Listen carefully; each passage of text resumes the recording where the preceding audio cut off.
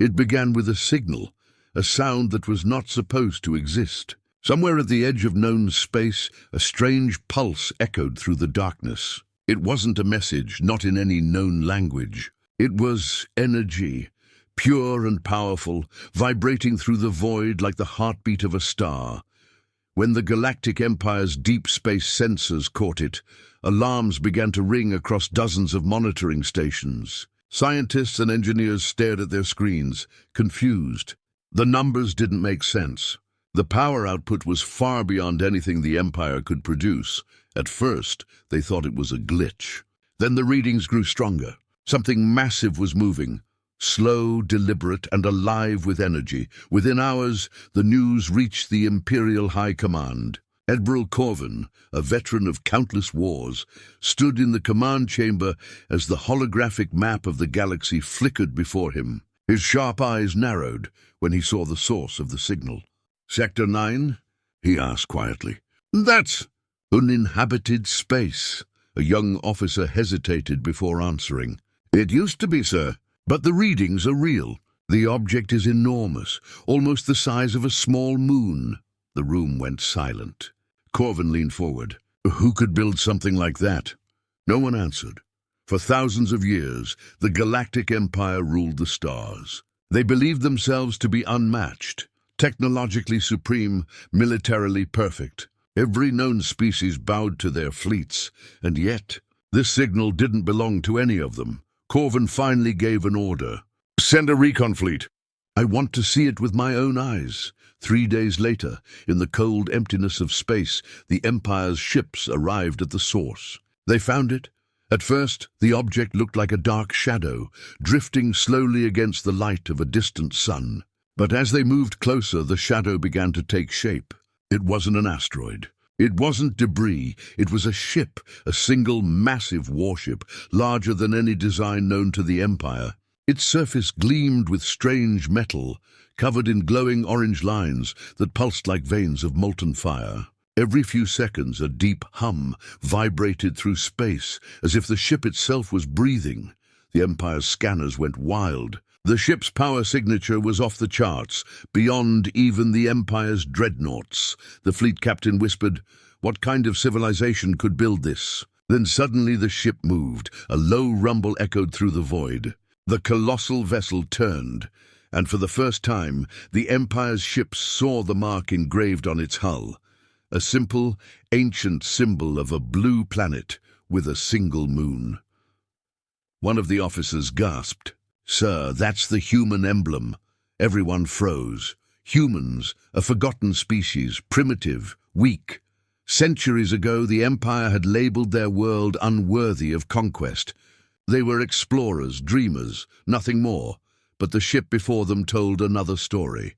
Admiral Corvin watched from the bridge of his command cruiser. His instincts screamed that something was wrong. He ordered a communication channel opened. "Unidentified vessel," he said. "This is Admiral Corvin of the Galactic Empire. You are trespassing in Imperial space. Identify yourself." For a moment there was only silence. Then a voice answered, calm, cold, and human. "This is the United Human Federation. You are the ones trespassing. Turn back." The entire bridge went silent. Corvin blinked. "Humans. Impossible," he laughed, though the sound was forced. "A single human ship thinks it can challenge the Empire?" His officers joined in, uneasy but obedient. Corvin gave the order. "Fire a warning shot. Let them know who rules this galaxy." A bright beam of energy shot from the Empire's lead cruiser and struck the side of the unknown vessel. The explosion was enormous, but when the smoke cleared, the human ship was untouched. Not a scratch. Every sensor on the Imperial fleet began to glitch. Their targeting systems failed. Their communications dropped. Some field was blocking them. Then the voice returned. "You fired first," it said quietly. "Now you will understand human resolve." In an instant, the dark ship's engines ignited, brighter than a star.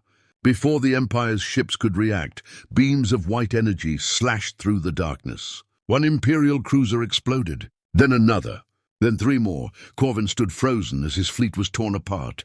Each human strike was precise, fast, silent, and devastating. Within minutes, the Imperial fleet was gone. Only Corvin's command ship survived, drifting in stunned silence, and through the crackling speakers, the human voice spoke once more. "We warned you. Leave now. Tell your empire. Humanity has returned." Then the signal vanished. The massive ship turned away and disappeared into the stars, leaving only wreckage and silence behind. Corvin fell back into his chair, shaking. He had seen many battles, but nothing like this. The Empire, the mighty, eternal Empire, had just been humbled by a single ship. And for the first time in centuries, the galaxy was afraid.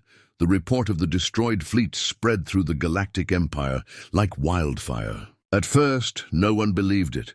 How could one unknown ship wipe out 20 of the Empire's finest warships? How could a single vessel, supposedly human, defy the greatest power in the galaxy?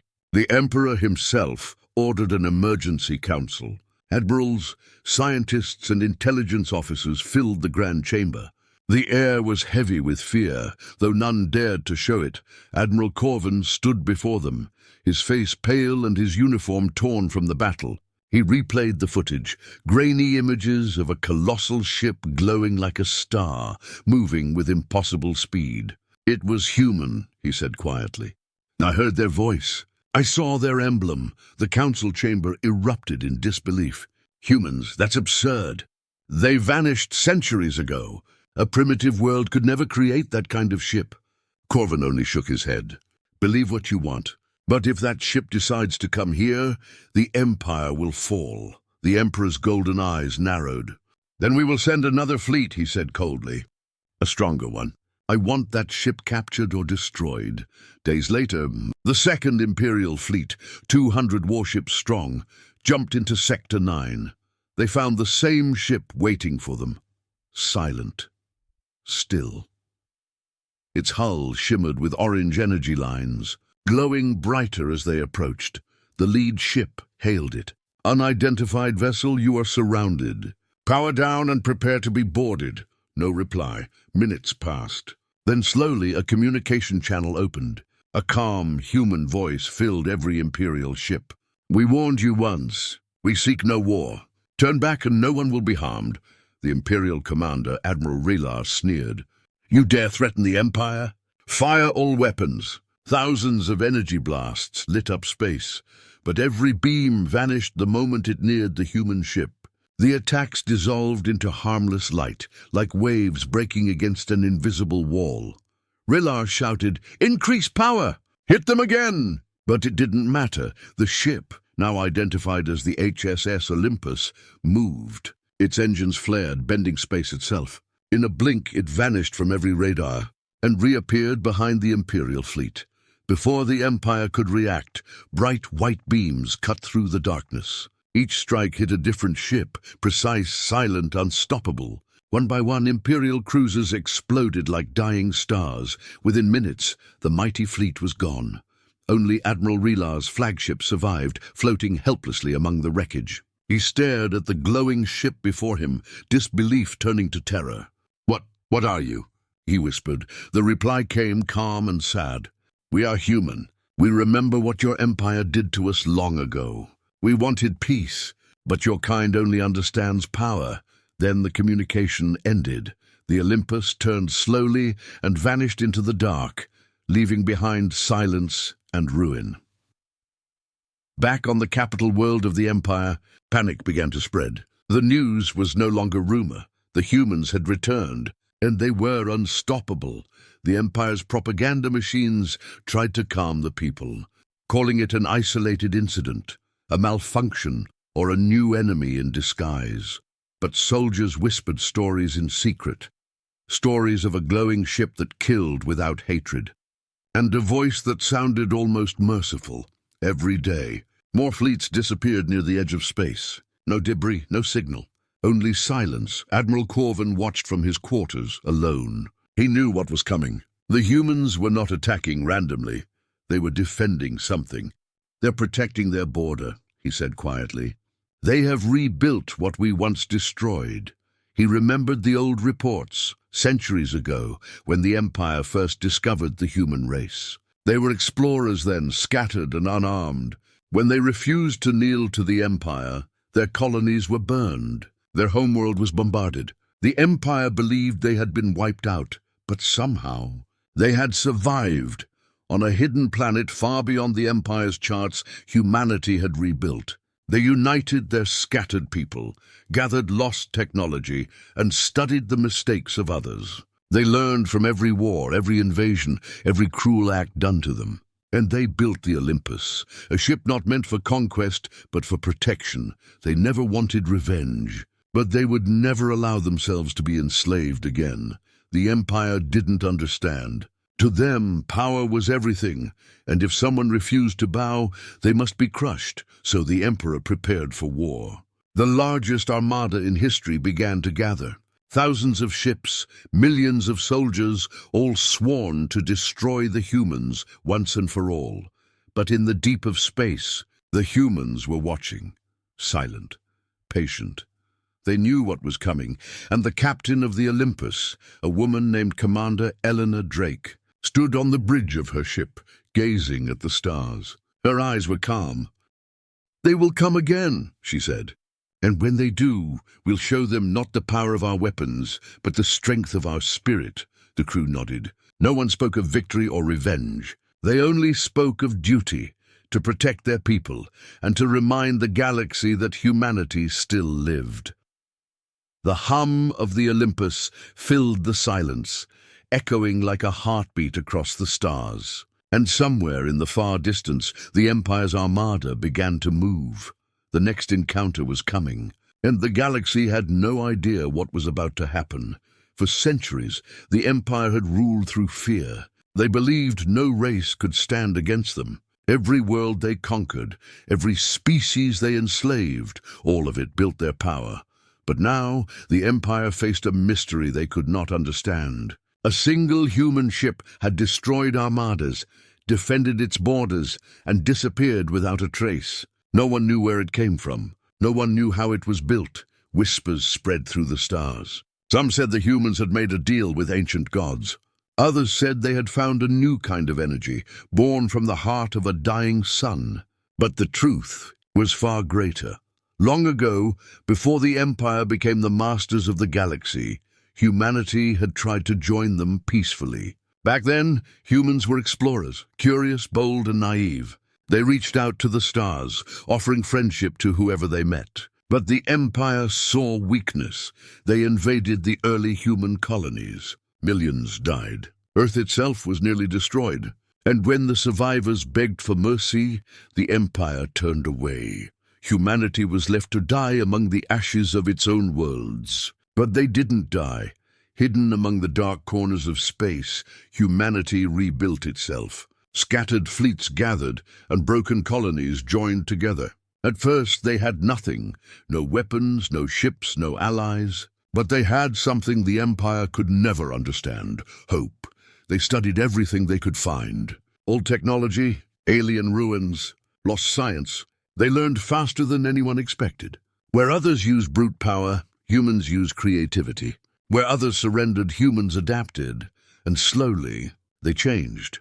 On a world called Erebus 9, deep beyond the Empire's maps, humanity found something extraordinary, an ancient energy buried in the planet's core. It was pure, limitless, and stable. Using it, they created new materials stronger than any known metal. They built machines that could repair themselves. They even discovered a way to merge thought and technology, ships that could respond to their pilots like living beings. The first of these ships was called the HSS Olympus. It was not just a warship. It was a symbol, a promise that humanity would never be slaves again. The new human civilization became known as the United Human Federation. They had no kings, no emperors, and no conquerors. Their strength came from unity, from shared pain and shared purpose. Children were taught the stories of the old world, of how the Empire burned their homes and how their ancestors rose again. But they were not taught to hate. They were taught to remember. Commander Eleanor Drake, the captain of the Olympus, was a descendant of one of the first refugees. Her great-grandmother had seen Earth fall. Her grandmother had helped build Erebus 9, and now Elena stood at the bridge of the greatest ship ever made, a ship built not for vengeance, but for protection. As the Empire's armada gathered on the edge of human space, Elena watched them through the Olympus's sensor feed. Thousands of ships, a sea of metal and fire. They came to conquer, just as they had done long ago. Elena turned to her crew. "They still think we are the same humans they destroyed," she said softly. "But we are not. We learned, we grew, and we survived." The crew nodded silently. No one was afraid. They knew what they were fighting for. Not territory, not power, but freedom. Far away in the Empire's capital, Emperor Varron sat in his throne room watching the same reports. His advisors argued about weapons, about tactics, about fear.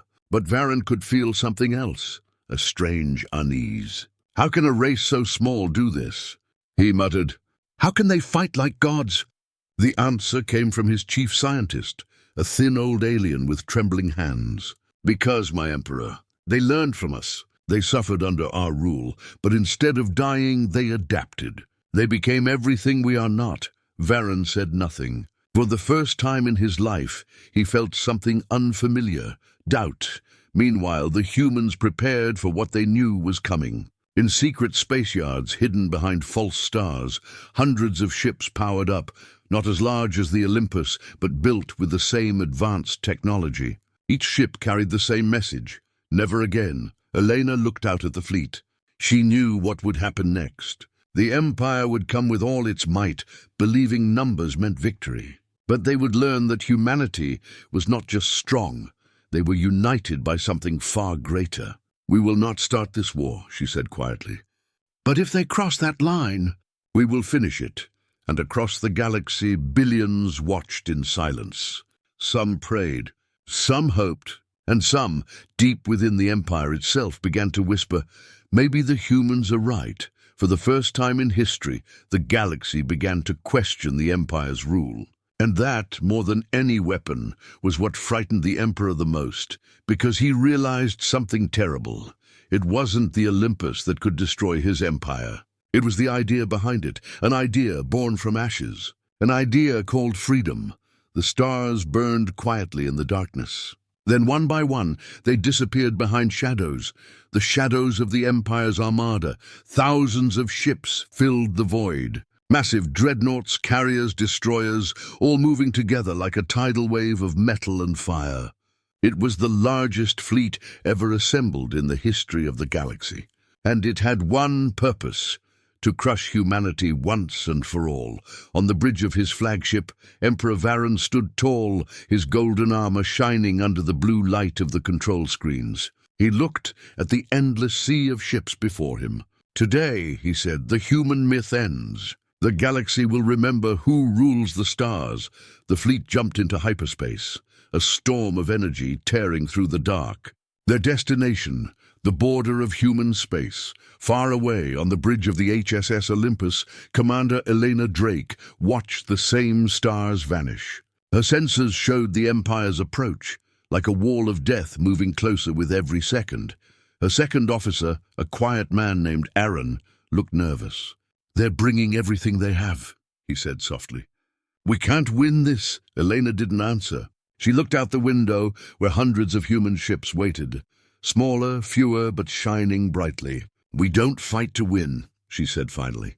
"We fight so the next generation won't have to." The bridge fell silent. Every crew member knew what those words meant. There would be no retreat.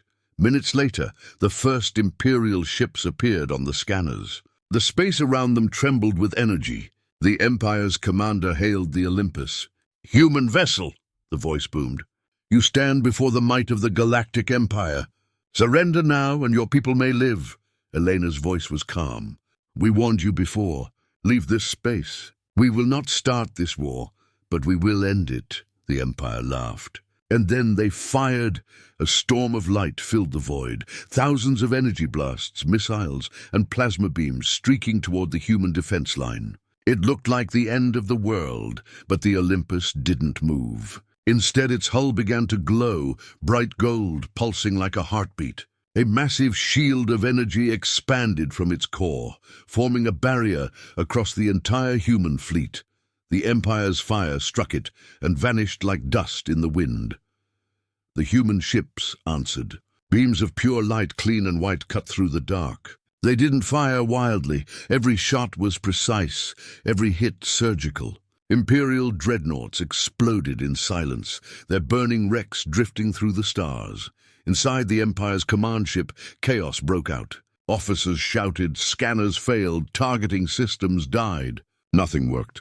The human energy fields disrupted everything. How can this be? One officer cried, "They're reading our thoughts before we act." Emperor Varen watched as his fleet fell apart. In anger, he slammed his fist on the console. "Bring everything! Crush that ship!" Hundreds of cruisers turned toward the Olympus. They fired in unison, filling the darkness with endless light. For a moment, it seemed like the human flagship was gone, swallowed by explosions. But then the light faded, and the Olympus was still there. Its hull burned with golden light, brighter than ever before. Its voice echoed across every Imperial channel. "You wanted to know what humanity became," said Eleanor Drake. "Now you will see." The Olympus core reactor flared to life. Waves of light spread across its surface, forming symbols, not of war, but of unity, of hope. Then in a single motion, it released its power. A beam of energy, brighter than a sun, shot through the Imperial armada. It didn't just destroy, it disarmed. Engines shut down, weapons melted, shields vanished. The Empire's fleet became silent, floating, powerless, like ghosts in the dark. Elena lowered her hand. "No more blood," she whispered. Her crew watched as the Imperial ships drifted away. The humans had won, but not through destruction. They had chosen mercy. On the Emperor's bridge, silence filled the air. His grand fleet, the pride of his empire, was gone. His ships were still alive, but helpless. He stared at the screen, where the Olympus floated like a golden star. Then a message came through, one line, clear and calm. "We are not your enemy, but we will never kneel again." The transmission ended. The Emperor said nothing. He simply lowered his head, his crown glinting in the fading light. Across the galaxy, every world received the same signal. A broadcast showing the battle, how the humans stood against the greatest force in the stars and won not by hate, but by courage. On distant planets, people watched in awe. On Imperial worlds, slaves and workers cheered quietly. And in that moment, something changed. Fear began to fade. Hope began to rise. Commander Elena Drake stood on the bridge of the Olympus, watching the debris drift among the stars. Her crew was silent, but she could feel the emotion in every heart. "We didn't fight for revenge," she said softly. "We fought for peace, for freedom, for those who never got the chance." She closed her eyes, remembering Earth, remembering the stories of her ancestors. The pain, the loss, the courage. It was all worth it. The Olympus turned slowly toward home. Behind it, the light of a new dawn spread across the stars. The war was over. But humanity's story, their real story, had just begun. The war was over. The guns had gone silent. In the cold emptiness of space, where once thousands of ships clashed, now only quiet stars remained. Wreckage floated like forgotten memories, burnt metal, shattered armor, silent witnesses of a battle that had rewritten history. And in the middle of it all, the HSS Olympus drifted slowly, glowing with golden light. Its engines hummed softly, like the heartbeat of a living world. Inside, the crew was silent. No one spoke, no one cheered. They had won, but victory felt heavy. Commander Elena Drake stood at the front window, staring at the stars. Her reflection showed tired eyes, but there was peace in them now. "It's over," whispered her second officer, Aaron. "We did it," Elena nodded. "Yes," she said softly, "but this is only the beginning." Hours later, a message from the Empire arrived. Not a threat, not a demand, but something no one had ever imagined. A request for peace. Emperor Varen himself appeared on the transmission screen. The proud ruler who had once commanded half the galaxy now looked smaller, older, and human. "Commander Drake," he began, his voice trembling slightly. "I saw what your people did. You could have destroyed us. But you didn't. I don't understand why."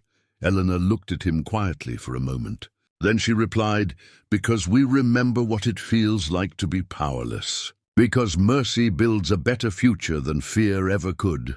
For a long moment, Varron said nothing. Then slowly, he bowed his head.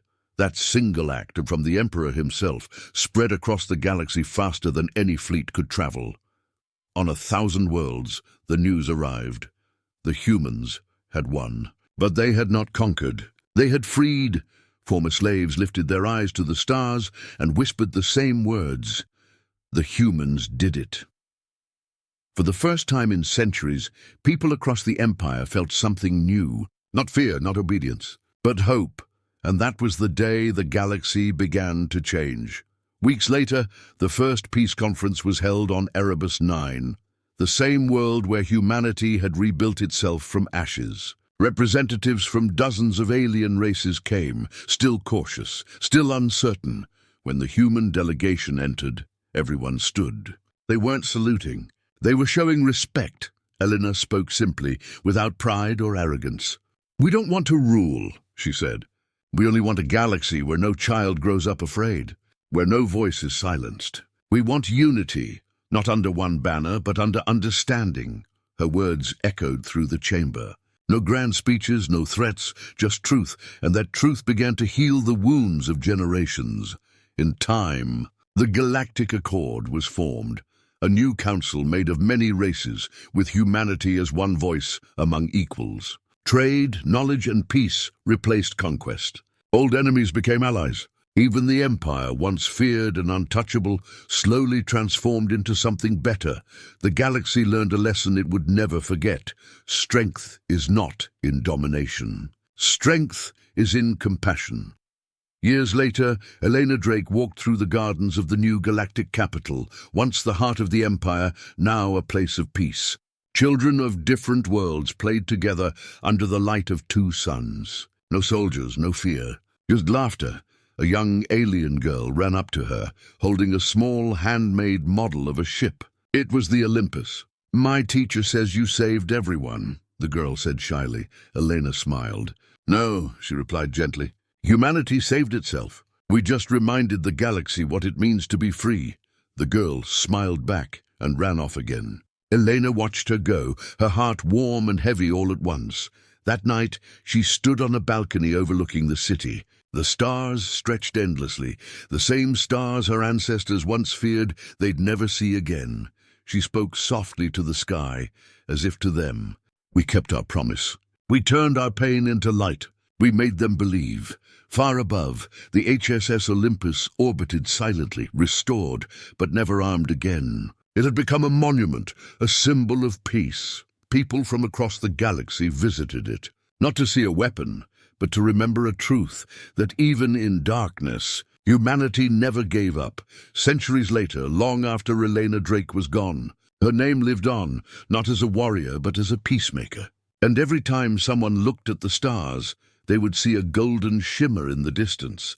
Some said it was the light of the Olympus. Others said it was something greater, the spirit of humanity, still watching, still guiding, still shining. Because that was the day everything changed. The day the Empire couldn't believe what humans had built. The day the galaxy learned the meaning of hope. The day humanity changed the stars forever.